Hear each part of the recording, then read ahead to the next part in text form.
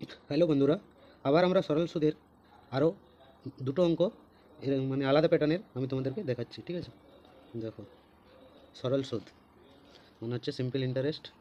ঠিক আছে, এবার দেখো কী আছে অঙ্কটা। বলছে কত টাকার 5% হারে সরল সুদের 4 বছরে সুদ 800 টাকা হবে। এখানে কি করতে হবে? সুদটাকে আমরাকে বার করতে হবে। ঠিক আছে, সুদটা মানে দেওয়া আছে 800 টাকা, কিন্তু আসলটা বার করতে হবে।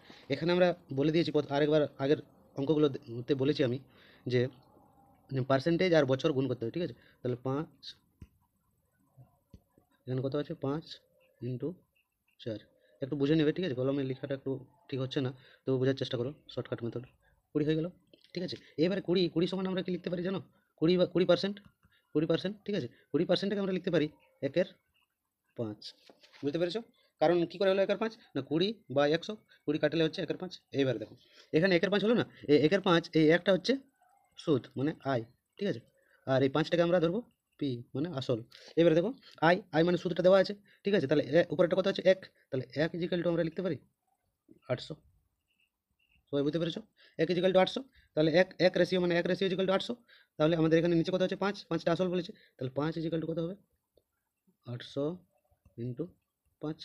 ঠিক আছে, তাহলে 5 × 8 = 40, মানে হয়ে যাচ্ছে 4000 টাকা। তাহলে কোথায় আছে 4000? না, অপশানে 4000। বুঝতে পেরেছো? ঠিক আছে, এটা শর্টকাট পদ্ধতি, ডাইরেক্ট করা যাবে।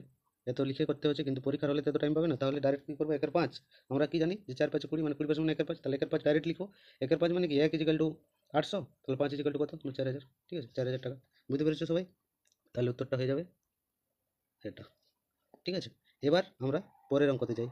ঠিক আছে, পরের অঙ্ক কী আছে দেখি। এটা সেম অঙ্ক, একদম পুরো একই রকম অঙ্ক, শুধু ডাটাগুলো চেঞ্জ আছে। এখানে 6% আছে, 3 বছর আছে, 90 টাকা আছে। একদম সেম প্রসেস, ডাইরেক্ট করছি। দেখো 3 × 18, 18 তো, তাহলে 18/100 মানে আমরা লিখতে পারি 9/50। লিখতে পারি কি না? 18/100 মানে কি 9 × 2 = 18, 50 × 100। তাহলে এখানে ডাইরেক্ট করছি, 9টা হচ্ছে সুদ, এটা হচ্ছে আসল। এবারে দেখো এখানে সুদ কত দেওয়া আছে 90, 90 টাকা সুদ। তাহলে এখানে লিখতে পারি 9 ইজিক্যাল টু 90। ঠিক আছে, আর এখানে 50 বলেছে, তাহলে 50 ইজিক্যাল টু কত হবে? ঠিক আছে, ডাইরেক্ট করতে পারি 90/9 ইন্টু 50। তো 10-এ কাটলো, 10 × 50 মানে হয়ে যাবে 500। 500 কোথায় আছে না, বি অপশন, অপশন বি। বুঝতে পেরেছো সবাই? দেখো কত সহজে করা যায়, চেষ্টা করলে তোমরা সব কিছু করতে পারো। ঠিক আছে, চেষ্টা করতে হবে। অতএব তোমরা এই শর্টকাট মেথডটা হয়তো শিখে গেছো, আর যারা জানো তাদের তো কোনো ব্যাপারই না। যারা জানো না তারা আরেকবার দেখে নাও।